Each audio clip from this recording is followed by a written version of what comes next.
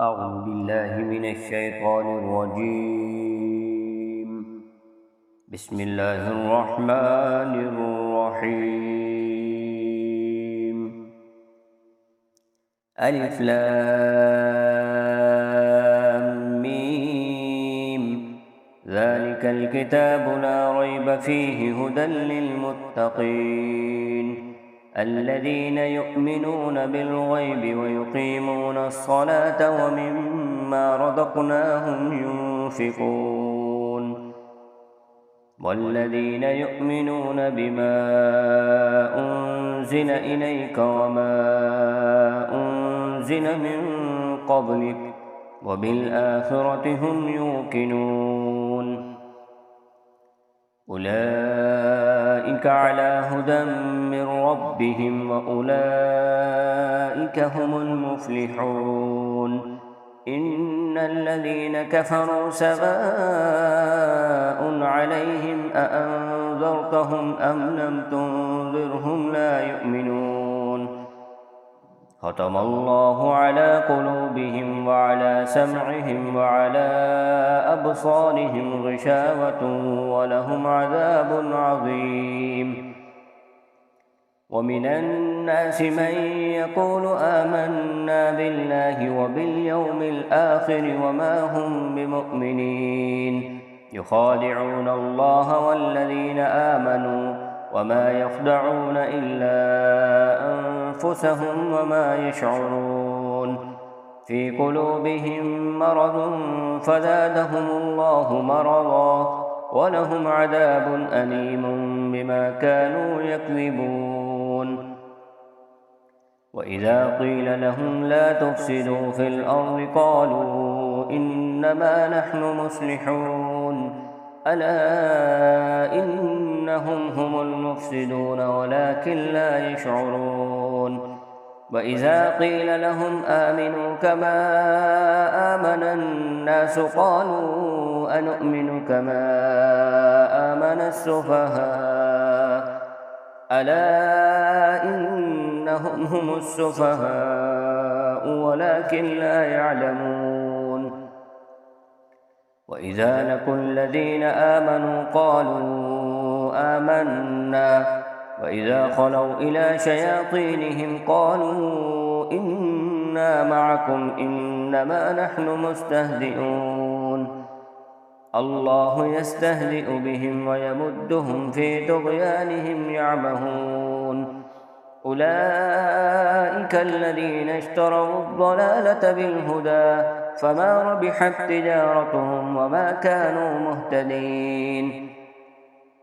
مثلهم كمثل الذي استوقد نارا فلما أضاءت ما حوله ذهب الله بنورهم وتركهم في ظلمات لا يبصرون.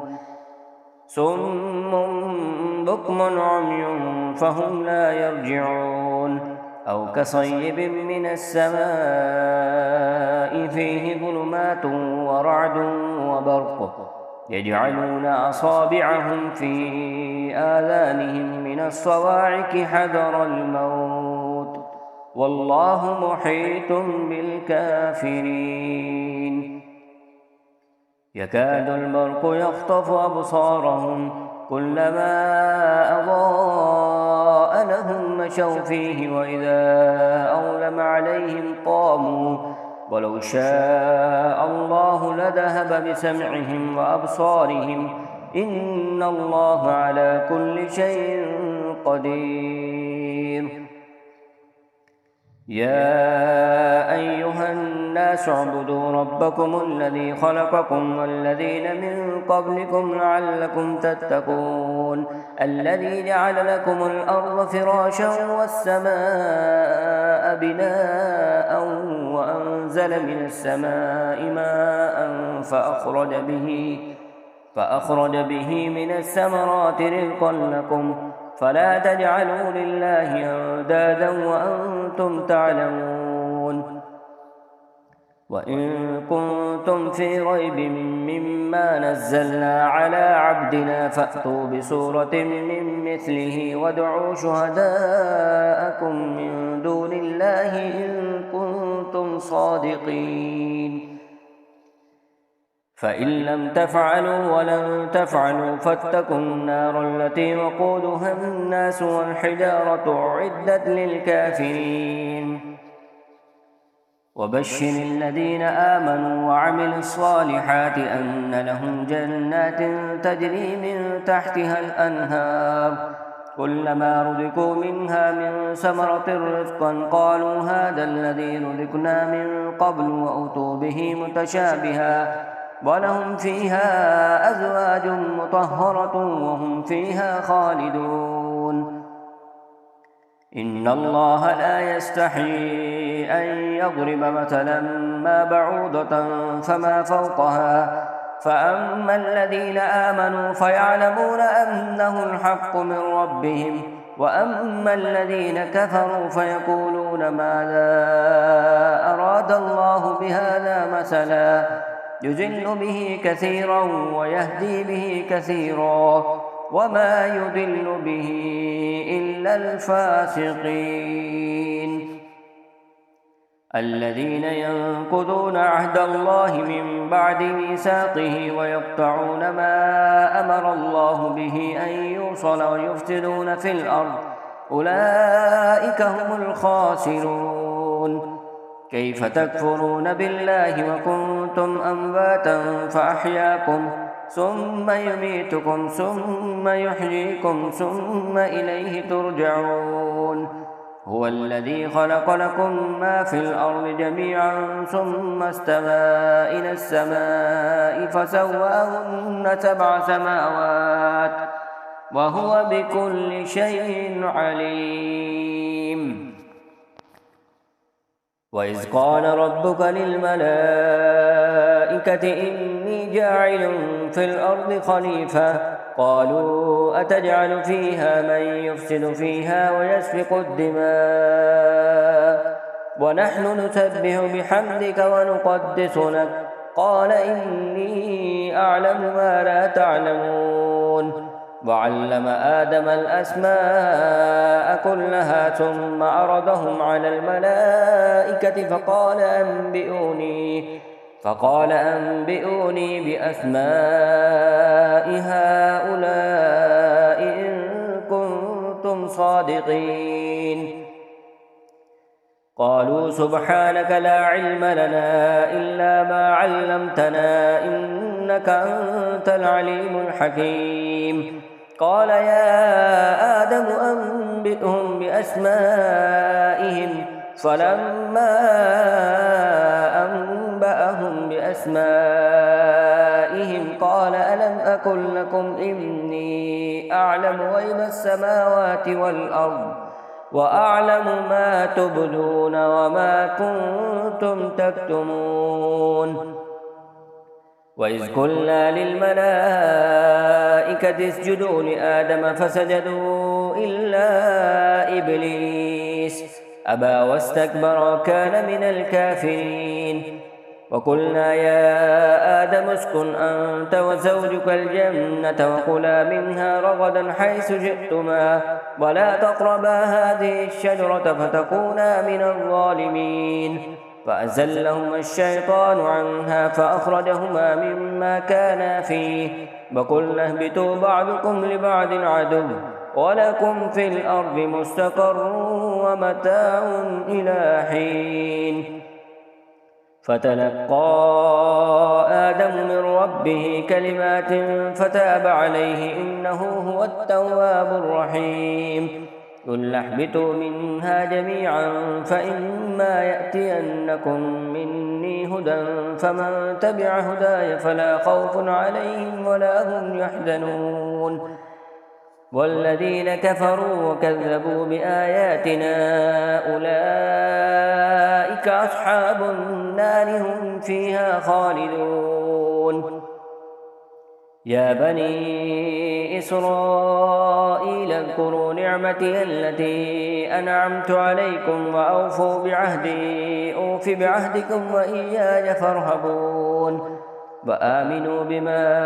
أنزلت مصدقا لما معكم ولا تكونوا أول كافر به بلى تشتروا بآياتي ثمنا قليلا وإياي فاتقون ولا تلبسوا الحق بالباطل وتكتموا الحق وأنتم تعلمون وأقيموا الصلاة وآتوا الزكاة واركعوا مع الراكعين أتأمرون الناس بالبر وتنسون أنفسكم وأنتم تتلون الكتاب أفلا تعقلون واستعينوا بالصبر والصلاة وإنها لكبيرة إلا على الخاشعين الذين يظنون أنهم ملاقو ربهم وأنهم إليه راجعون يا بني إسرائيل اذكروا نعمتي التي أنعمت عليكم وأني فضلتكم على العالمين واتقوا يوما لا تجزي نفس عن نفس شيئا ولا يقبل منها شفاعة ولا يؤخذ منها عدل ولا هم ينصرون وإذ نجيناكم من آل فرعون يسومونكم سوء العذاب يذبحون أبناءكم ويستحيون نساءكم وفي ذلكم بلاء من ربكم عظيم وإذ فرقنا بكم البحر فأنجيناكم وأغرقنا آل فرعون وأنتم تنظرون وإذ واعدنا موسى 40 ليلة ثم اتخذتم العجل من بعده وأنتم ظالمون ثم عفونا عنكم من بعد ذلك لعلكم تشكرون وإذ آتينا موسى الكتاب والفرقان لعلكم تهتدون وإذ قال موسى لقومه يا قوم إنكم ظلمتم أنفسكم باتخاذكم العجل فتوبوا إلى بارئكم فاقتلوا أنفسكم ذلكم خير لكم عند بارئكم فتاب عليكم إنه هو التواب الرحيم وإذ قلتم يا موسى لن نؤمن لك حتى نرى الله جهرة فأخذتهم الصاعقة وأنتم تنظرون ثم بعثناكم من بعد موتكم لعلكم تشكرون وظللنا عليكم الغمام وأنزلنا عليكم المن والسلوى كلوا من طيبات ما رزقناكم وما ظلمونا ولكن كانوا أنفسهم يظلمون وإذ قلنا ادخلوا هذه القرية فكلوا منها حيث شئتم رغدا وادخلوا الباب سجدا وقولوا حطة نغفر لكم خطاياكم وسنزيد المحسنين فبدل الذين ظلموا قولا غير الذي قيل لهم فأنزلنا على الذين ظلموا رجزا من السماء بما كانوا يفسقون وإذ استسقى موسى لقومه فقل اضرب بعصاك الحجر فانفجرت منه 12 عينا قد علم كل أناس مشربهم كلوا واشربوا من رزق الله ولا تعثوا في الأرض مفسدين وإذ قلتم يا موسى لن نصبر على طعام واحد فادع لنا ربك يخرج لنا مما تنبت الأرض من بقلها وكسائها وفومها وعدسها وبصلها قال أتستبدلون الذي هو أدنى بالذي هو خير اهبطوا مصرا فإن لكم ما سألتم وضربت عليهم الذلة والمسكنة وباءوا بغضب من الله ذلك بأنهم كانوا يكفرون بآيات الله ويكفرون النبيين بغير الحق ذلك بما عصوا وكانوا يعتدون إن الذين آمنوا والذين هادوا والنصارى والصابئين من آمن بالله واليوم الآخر وعمل صالحا فلهم أجرهم عند ربهم ولا خوف عليهم ولا هم يحزنون وإذ أخذنا ميثاقكم ورفعنا فوقكم الطور خذوا ما آتيناكم بقوة واذكروا ما فيه لعلكم تتقون ثم توليتم من بعد ذلك فلولا فضل الله عليكم ورحمته لكنتم من الخاسرين ولقد علمتم الذين اعتدوا منكم في السبت فقلنا لهم كونوا قردة خاسئين فجعلناها نكالا لما بين يديها وما خلفها وموعظة للمتقين وإذ قال موسى لقومه إن الله يأمركم أن تذبحوا بقرة قالوا أتتخذنا هزوا قال أعوذ بالله أن أكون من الجاهلين قالوا ادع لنا ربك يبين لنا ما هي قال إنه يقول إنها بقرة لا فارد ولا بكر عوان بين ذلك فافعلوا ما تؤمرون قالوا ادع لنا ربك يبين لنا ما لونها قال إنه يقول إنها بقرة صفراء فاكع لونها تسر الناظرين قالوا ادع لنا ربك يبين لنا ما هي إن البقرة شابه علينا وإنا إن شاء الله لمهتدون قال إنه يقول إنها بقرة لا غلول تثير الأرض ولا تسقي الحرث مسلمة لا شية فيها قالوا الآن جئت بالحق فذبحوها وما كادوا يفعلون وإذ قتلتم نفسا فادارأتم فيها والله مخرج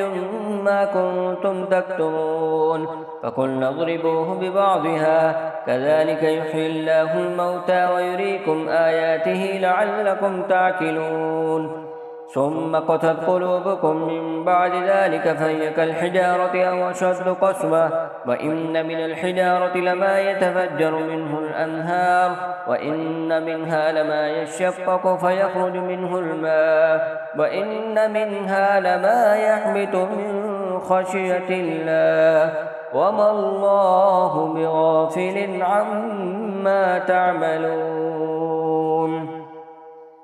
أفتطمعون أن يؤمنوا لكم وقد كان فريق منهم يسمعون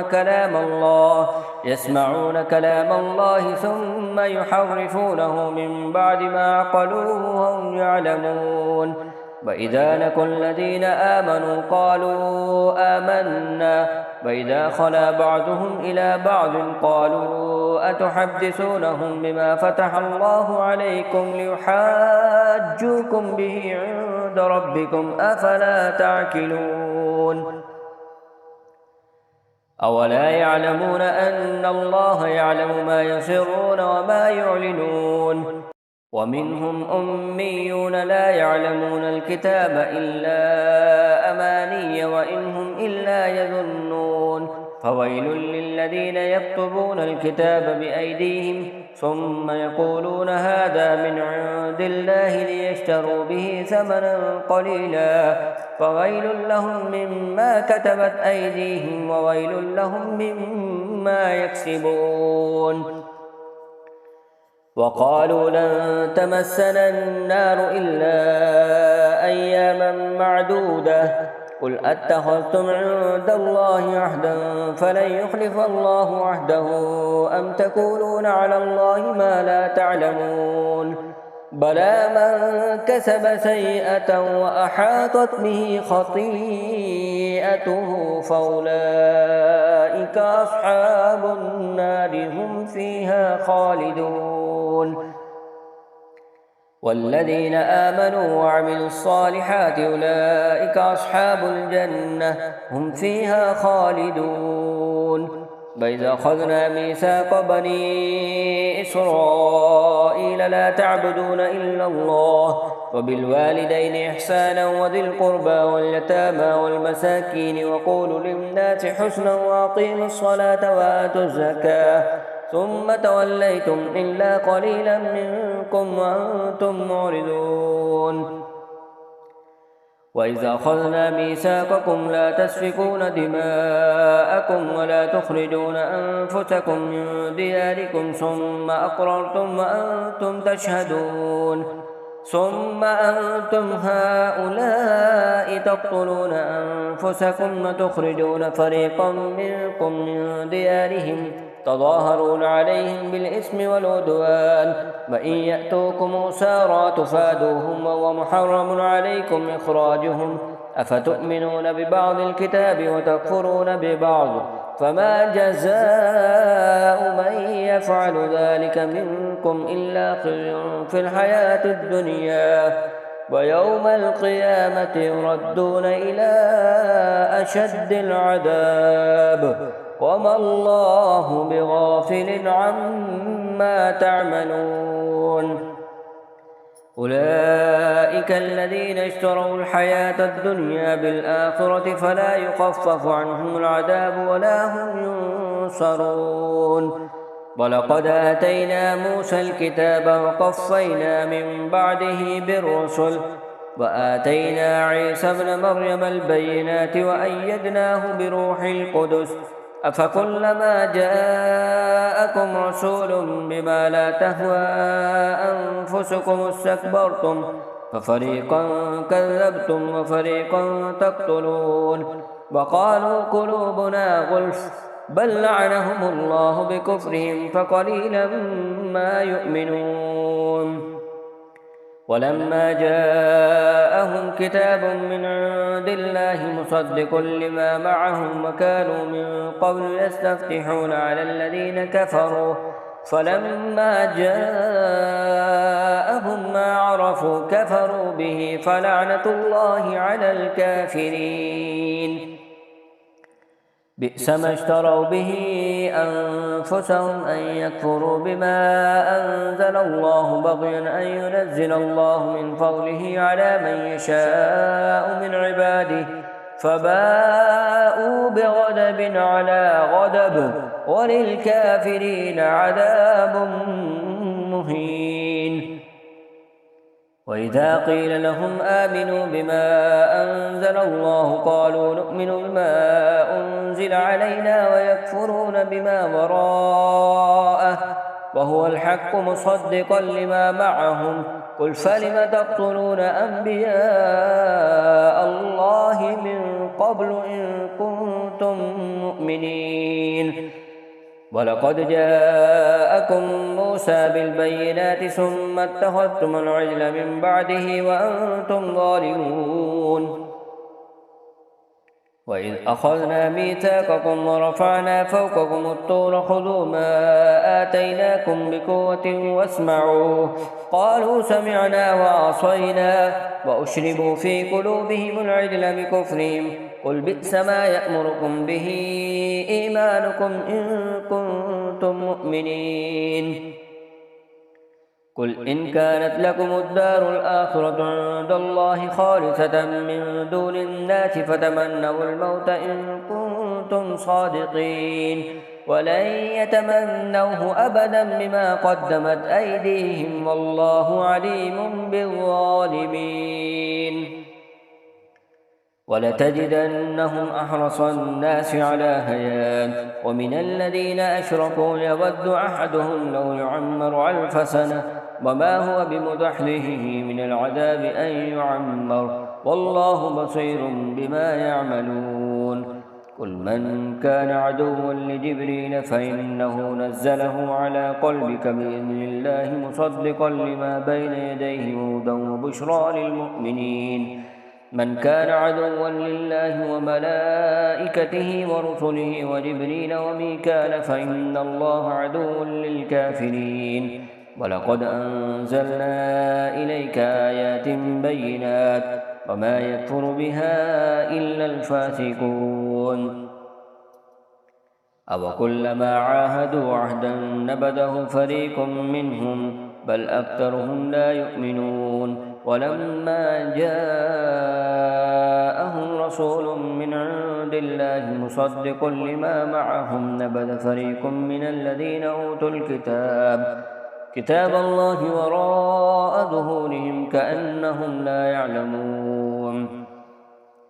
واتبعوا ما تتلو الشياطين على ملك سليمان وما كفر سليمان ولكن الشياطين كفروا يعلمون الناس السحر وما أنزل على الملكين ببابل هاروت وماروت وما يعلمان من أحد حتى يقولا إنما نحن فتنة فلا تكفر فيتعلمون منهما ما يفرقون به بين المرء والزوج وما هم بضارين به من أحد إلا بإذن الله ويتعلمون ما يضرهم ولا ينفعهم ولقد علموا لمن اشتراه ما له في الآخرة من خلاق ولبئس ما شروا به أنفسهم لو كانوا يعلمون ولو أنهم آمنوا واتقوا لمثوبة من عند الله خير لو كانوا يعلمون يا أيها الذين آمنوا لا تقولوا راعنا وقولوا انظرنا واسمعوا وللكافرين عذاب أليم ما يود الذين كفروا من أهل الكتاب ولا المشركين أن ينزل عليكم من خير من ربكم والله يختص برحمته من يشاء والله ذو الفضل العظيم ما ننسخ من آية أو ننسها نأت بخير منها أو مثلها ألم تعلم أن الله على كل شيء قدير ألم تعلم أن الله له ملك السماوات والأرض وما لكم من دون الله من ولي ولا نصير أم تريدون أن تسألوا رسولكم كما سئل موسى من قبل ومن يتبدل الكفر بالإيمان فقد ضل سواء السبيل ود كثير من أهل الكتاب لو يردونكم من بعد إيمانكم كفارا حسدا من عند أنفسهم من بعد ما تبين لهم الحق فاعفوا واصفحوا حتى يأتي الله بأمره إن الله على كل شيء قدير وأقيموا الصلاة وآتوا الزكاة وما تقدموا لأنفسكم من خير تجدوه عند الله إن الله بما تعملون بصير وقالوا لن يدخل الجنة إلا من كان هودا أو نصارى تلك أمانيهم قل هاتوا برهانكم إن كنتم صادقين بلى من أسلم وجهه لله وهو محسن فله أجره عند ربه ولا خوف عليهم ولا هم يحزنون وقالت اليهود ليست النصارى على شيء وقالت النصارى ليست اليهود على شيء وهم يتلون الكتاب كذلك قال الذين لا يعلمون مثل قولهم فالله يحكم بينهم يوم القيامة فيما كانوا فيه يختلفون ومن أظلم ممن منع مساجد الله أن يذكر فيها اسمه وسعى في خرابها أولئك ما كان لهم أن يدخلوها إلا خائفين لهم في الدنيا خزي ولهم في الآخرة عذاب عظيم ولله المشرق والمغرب فأينما تولوا فثم وجه الله إن الله واسع عليم وقالوا اتخذ الله ولدا سبحانه بل له ما في السماوات والأرض كل له قانتون بديع السماوات والأرض وإذا قضى أمرا فإنما يقول له كن فيكون وقال الذين لا يعلمون لولا يكلمنا الله أو تأتينا آية كذلك قال الذين من قبلهم مثل قولهم تشابهت قلوبهم قد بينا الآيات لقوم يوقنون إنا أرسلناك بالحق بشيرا ونذيرا ولا تسأل عن أصحاب الجحيم ولن ترضى عنك اليهود ولا النصارى حتى تتبع ملتهم قل إن هدى الله هو الهدى ولئن اتبعت أهواءهم بعد الذي جاءك من العلم ما لك من الله من ولي ولا نصير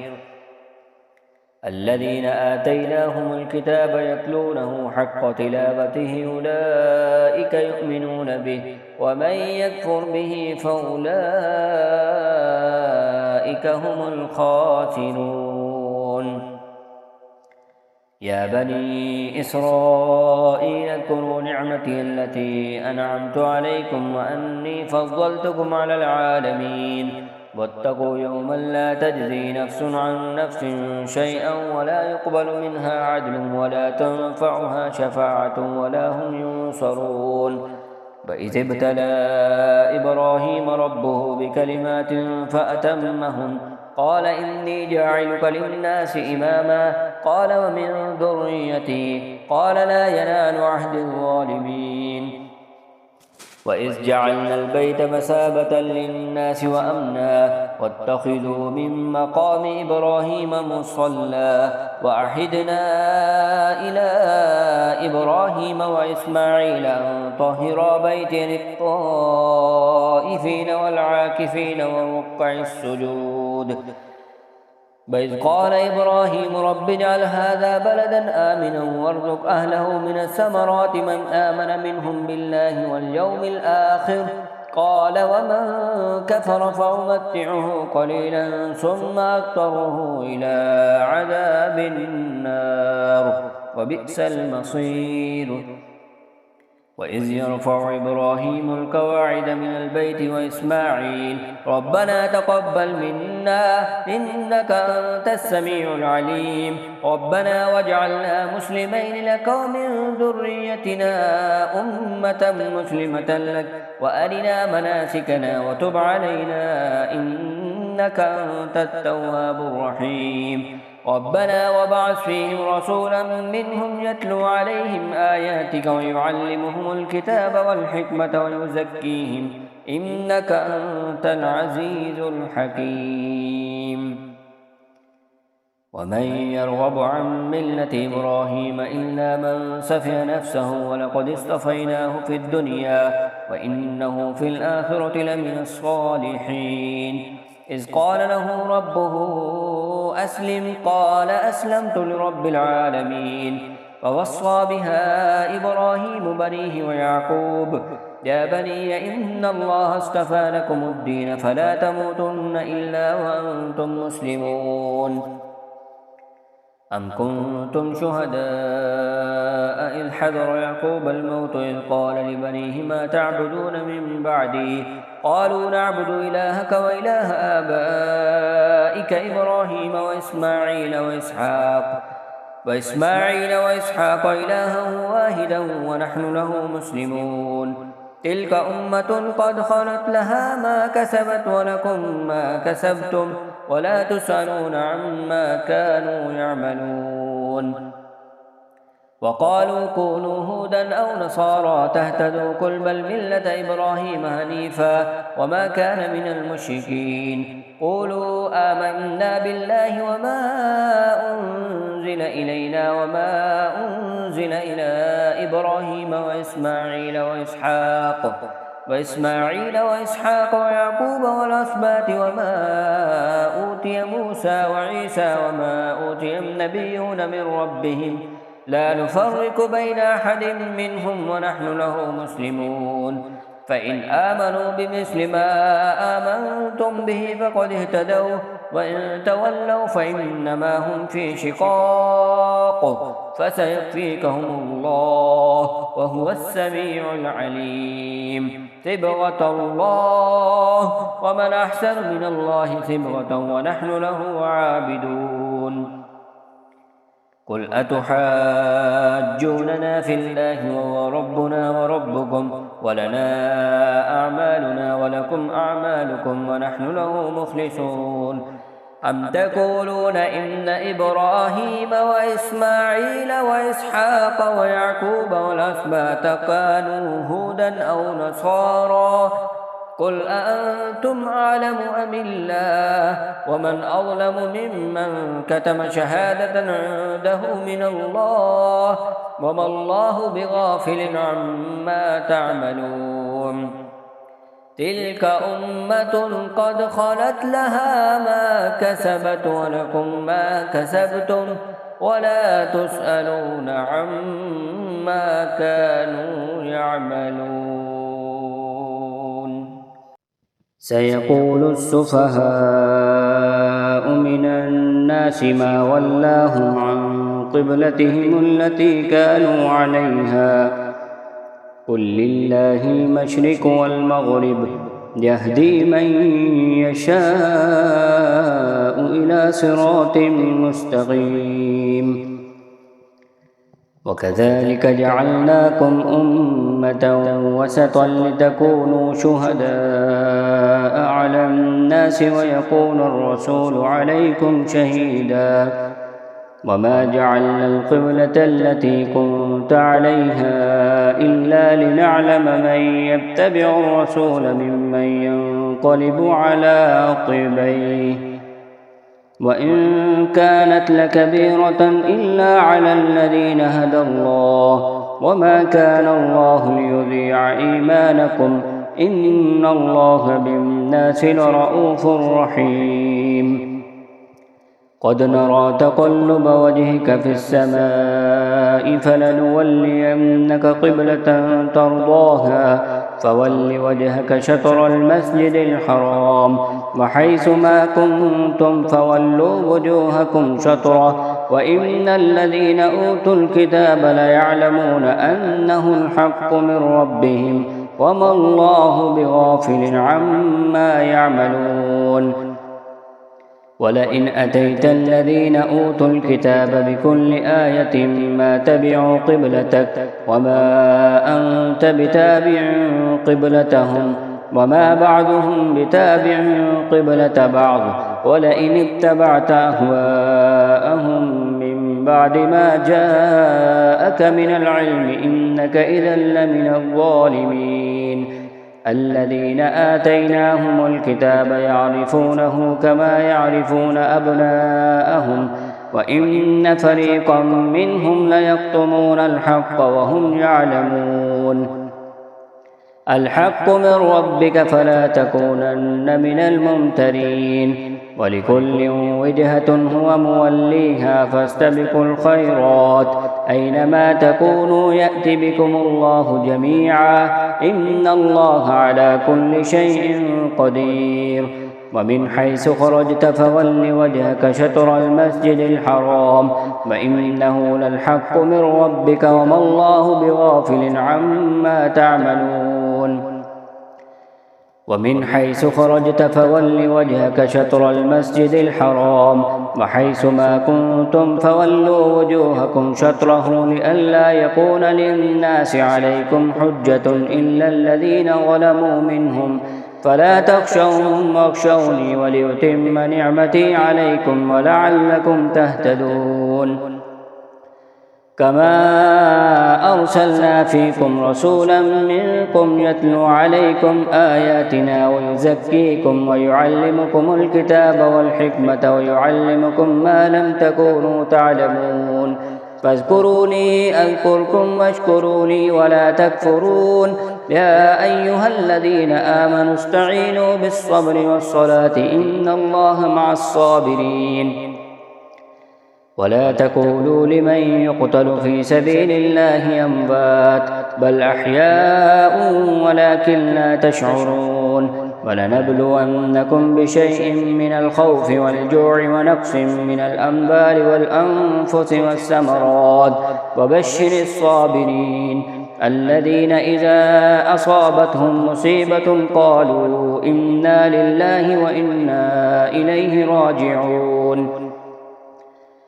أولئك عليهم صلوات من ربهم ورحمة وأولئك هم المهتدون إن الصفا والمروة من شعائر الله فمن حج البيت أو اعتمر فلا جناح عليه أن يطوف بهما ومن تطوع خيرا فإن الله شاكر عليم إن الذين يكتمون ما أنزلنا من البينات والهدى من بعد ما بيناه للناس في الكتاب أولئك يلعنهم الله ويلعنهم اللاعنون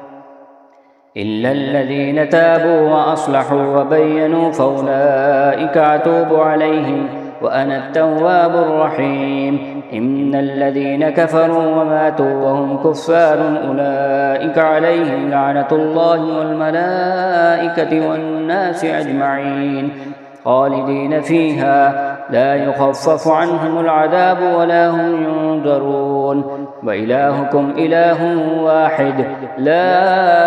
إله إلا هو الرحمن الرحيم إن في خلق السماوات والأرض واختلاف الليل والنهار والفلك التي تجري في البحر بما ينفع الناس وما أنزل الله من السماء من ماء فأحيا به الأرض بعد موتها وبث فيها من كل دابة وتصريف الرياح والسحاب المسخر بين السماء والأرض لآيات لقوم يعقلون ومن الناس من يتخذ من دون الله أندادا يحبونهم كحب الله والذين آمنوا أشد حبا لله ولو يرى الذين ظلموا إذ يرون العذاب أن القوة لله جميعا وأن الله شديد العذاب إذ تبرأ الذين اتبعوا من الذين اتبعوا ورأوا العذاب وتقطعت بهم الأسباب وقال الذين اتبعوا لو أن لنا كرة فنتبرأ منهم كما تبرأوا منا كذلك يريهم الله أعمالهم حسرات عليهم وما هم بخارجين من النار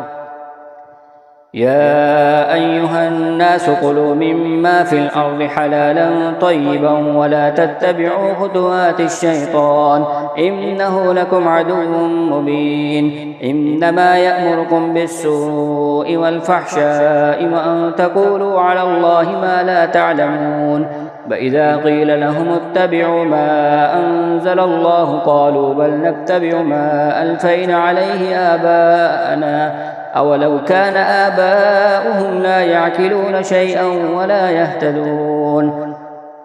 ومثل الذين كفروا كمثل الذي ينعق ما لا يسمع إلا دعاء ونداء صم بكم عمي فهم لا يعقلون يا أيها الذين آمنوا كلوا من طيبات ما رزقناكم واشكروا لله إن كنتم إياه تعبدون إنما حرم عليكم الميتة والدم ولحم الخنزير وما أهل به لغير الله فمن استر غير باغ ولا عاد فلا إثم عليه إن الله غفور رحيم إن الذين يكتمون ما أنزل الله من الكتاب ويشترون به ثمنا قليلا أولئك ما يأكلون في بطونهم إلا النار ولا يكلمهم الله يوم القيامة ولا يزكيهم ولهم عذاب أليم أولئك الذين اشتروا الضلالة بالهدى والعذاب بالمغفرة فما أصبرهم على النار ذلك بأن الله نزل الكتاب بالحق وإن الذين اختلفوا في الكتاب لفي شقاق بعيد ليس البر أن تولوا وجوهكم قبل المشرق والمغرب ولكن البر من آمن بالله واليوم الآخر والملائكة والكتاب والنبيين وآتى المال على حبه ذوي القربى واليتامى والمساكين وابن السبيل والسائلين وفي الرقاب وأقاموا الصلاة وآتى الزكاة والموفون بعهدهم إذا عاهدوا والصابرين في البأساء والضراء وحين البأس أولئك الذين صدقوا وأولئك هم المتقون يا أيها الذين آمنوا كتب عليكم القصاص في القتلى الحر بالحر والعبد بالعبد والأنثى بالأنثى فمن عفي له من أخيه شيء فاتباع بالمعروف وأداء إليه بإحسان ذلك تخفيف من ربكم ورحمة فمن اعتدى بعد ذلك فله عذاب أليم ولكم في القصاص حياة يا أولي الألباب لعلكم تتقون كتب عليكم إذا حضر أحدكم الموت إن ترك خيرا الوصية للوالدين والأقربين بالمعروف حقا على المتقين فمن بدله بعدما سمعه فإنما إثمه على الذين يبدلونه إن الله سميع عليم فمن خاف من موص جنفا أو إثما فأصلح بينهم فلا إثم عليه إن الله غفور رحيم يا أيها الذين آمنوا كتب عليكم الصيام كما كتب على الذين من قبلكم لعلكم تتقون أياما معدودات فمن كان منكم مريض أو على سفر فعدة من أيام أخر وعلى الذين يطيقونه فدية طعام مسكين فمن تطوع خيرا فهو خير له وأن تصوموا خير لكم إن كنتم تعلمون شهر رمضان الذي أنزل فيه القرآن هدى للناس وبينات من الهدى والفرقان فمن شهد منكم الشهر فليصم ومن كان مريضا أو على سفر فعدة من أيام أخر يريد الله بكم اليسر ولا يريد بكم العسر ولتكملوا العدة ولتكبروا الله على ما هداكم ولعلكم تشكرون وإذا سألك عبادي عني فإني قريب أجيب دعوة الداعي إذا دعاني فليستجيبوا لي وليؤمنوا بي لعلهم يرشدون أحل لكم ليلة الصيام الرفث إلى نسائكم هن لباس لكم وأنتم لباس لهن علم الله أنكم كنتم تختانون أنفسكم فتاب عليكم وعفى عنكم فالآن باشروهن وابتغوا ما كتب الله لكم وكلوا واشربوا حتى يتبين لكم الخيط الأبيض من الخيط الأسود من الفجر ثم أتموا الصيام إلى الليل ولا تباشروهن وأنتم عاكفون في المساجد تلك حدود الله فلا تقربوها كذلك يبين الله آياته للناس لعلهم يتقون ولا تأكلوا أموالكم بينكم بالباطل وتدلوا بها إلى الحكم لتأكلوا فريقا من أموال الناس بالإثم وأنتم تعلمون يسألونك عن الأهلة قل هي مواقيت للناس والحج وليس البر بأن تأتوا البيوت من ظهورها ولكن البر من اتقى وأتوا البيوت من أبوابها واتقوا الله لعلكم تفلحون وقاتلوا في سبيل الله الذين يقاتلونكم ولا تعتدوا إن الله لا يحب المعتدين واقتلوهم حيث ثقفتموهم وأخرجوهم من حيث أخرجوكم والفتنة أشد من القتل ولا تقاتلوهم عند المسجد الحرام حتى يقاتلوكم فيه فإن قاتلوكم فاقتلوهم كذلك جزاء الكافرين فإن انتهوا فإن الله غفور رحيم وقاتلوهم حتى لا تكون فتنة ويكون الدين لله فإن انتهوا فلا عدوان إلا على الظالمين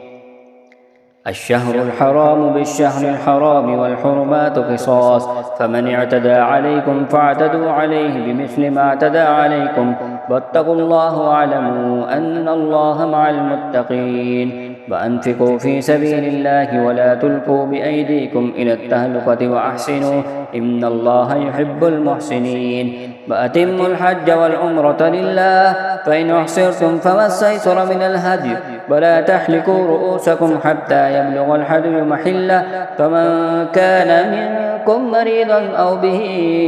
أذى من رأسه ففدية من صيام أو صدقة أو نسك فإذا أمنتم فمن تمتع بالعمرة إلى الحج فما استيسر من الحج، فمن لم يجد فصيام 3 أيام في الحج و7 إذا رجعتم، تلك 10 كاملة، ذلك لمن لم يكن أهله حاضر المسجد الحرام. واتقوا الله واعلموا أن الله شديد العقاب.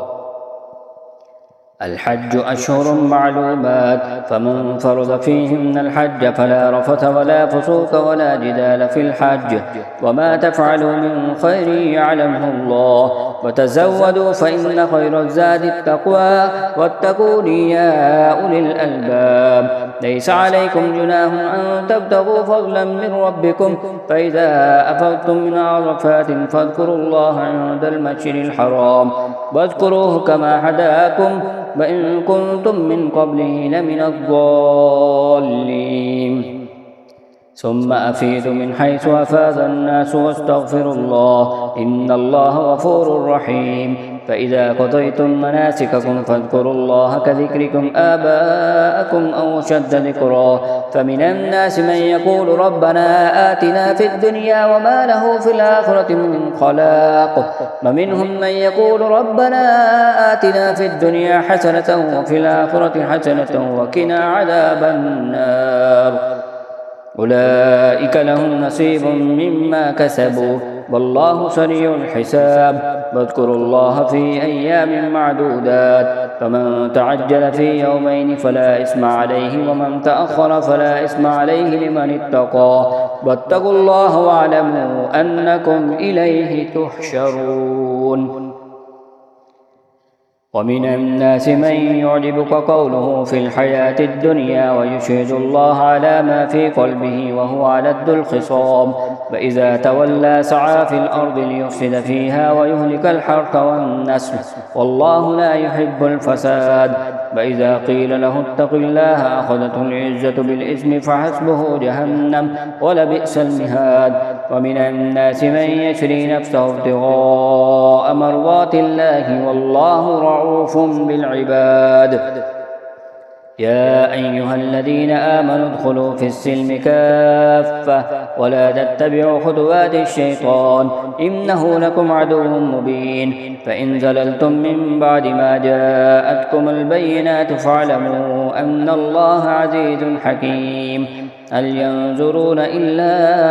أن يأتيهم الله في غلل من الغمام والملائكة وقضي الأمر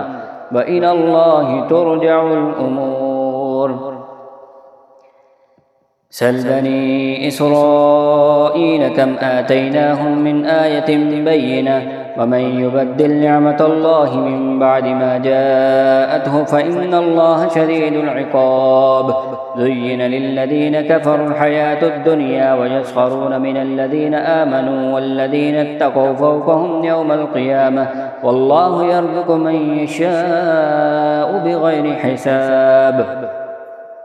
كان الناس أمة واحدة فبعث الله النبيين مبشرين ومنذرين وأنزل معهم الكتاب بالحق ليحكم بين الناس فيما اختلفوا فيه وما اختلف فيه إلا الذين أوتوه من بعد ما جاءتهم البينات بغيا بينهم فهدى الله الذين آمنوا لما اختلفوا فيه من الحق بإذنه والله يهدي من يشاء إلى صراط مستقيم. أم حسبتم أن تدخلوا الجنة ولما يأتكم مثل الذين خلوا من قبلكم مستهم البأساء والضراء وزلزلوا حتى يقول الرسول والذين آمنوا معه متى نصر الله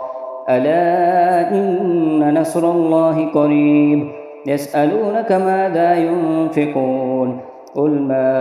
أنفقتم من خير فللوالدين والأقربين واليتامى والمساكين وابن السبيل وما تفعلوا من خير فإن الله به عليم. كتب عليكم القتال وهو كره لكم وعسى أن تكرهوا شيئا وهو خير لكم وعسى أن تحبوا شيئا وهو شر لكم والله يعلم وأنتم لا تعلمون. يسألونك عن الشهر الحرام قتال فيه قل قتال فيه كبير وصد عن سبيل الله وكفر به والمسجد الحرام وإخراج أهله منه أكبر عند الله والفتنة أكبر من القتل ولا يزالون يقاتلونكم حتى يردوكم عن دينكم إن استطاعوا ومن يرتد منكم عن دينه فيمت وهو كافر فأولئك حبطت أعمالهم في الدنيا والآخرة وأولئك أصحاب النار هم فيها خالدون. إن الذين آمنوا والذين هاجروا وجاهدوا في سبيل الله أولئك يرجون رحمة الله والله غفور رحيم. يسألونك عن الخمر والميسر قل فيهما اسم كبير ومنافع للناس واسمهما أكبر من نفعهما ويسألونك ماذا ينفقون قل العفو كذلك يبين الله لكم آيات لعلكم تتفكرون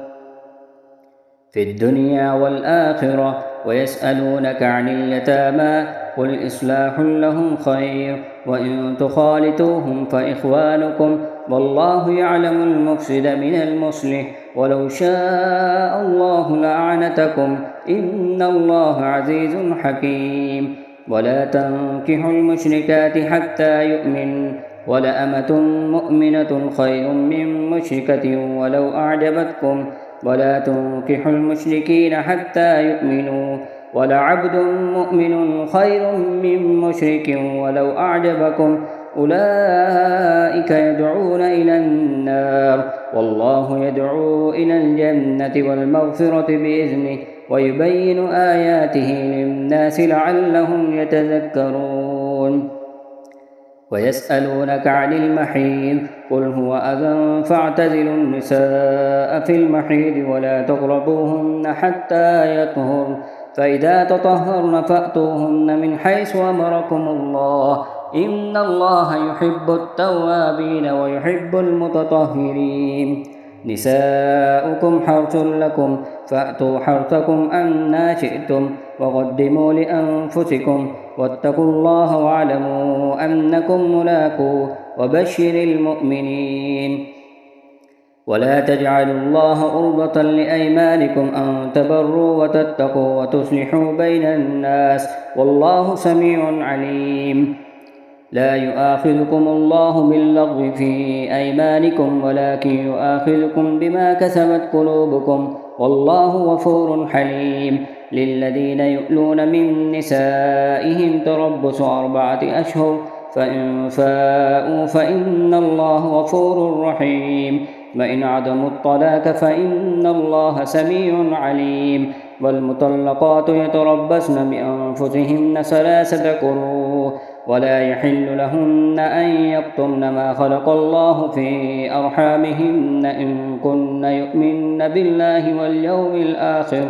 وبعولتهن أحق بردهن في ذلك إن أرادوا إصلاحا ولهن مثل الذي عليهن بالمعروف وللرجال عليهن درجة والله عزيز حكيم.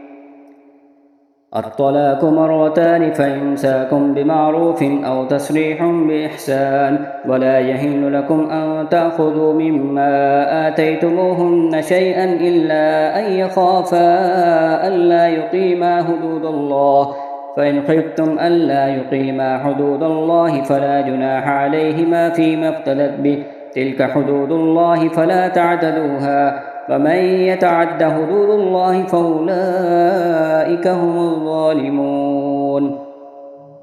فإن طلقها فلا تحل له من بعد حتى تنكح زوجا غيره فإن طلقها فلا جناح عليهما أن يتراجعا إن ظنا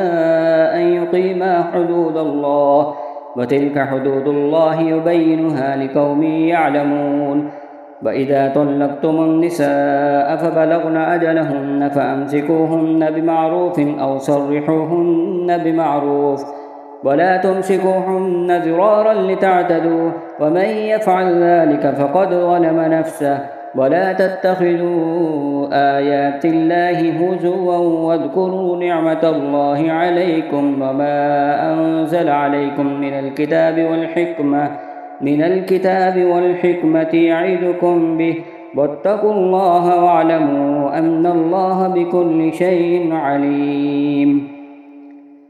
وإذا طلقتم النساء فبلغن أجلهن فلا تعذروهن أن ينكحن أزواجهن إذا تراضوا بينهم بالمعروف ذلك يوعظ به من كان منكم يؤمن بالله واليوم الآخر ذلكم أزكى لكم وأطهر والله يعلم وأنتم لا تعلمون. والوالدات يرضعن أولادهن حولين كاملين لمن أراد أن يتم الرضاعة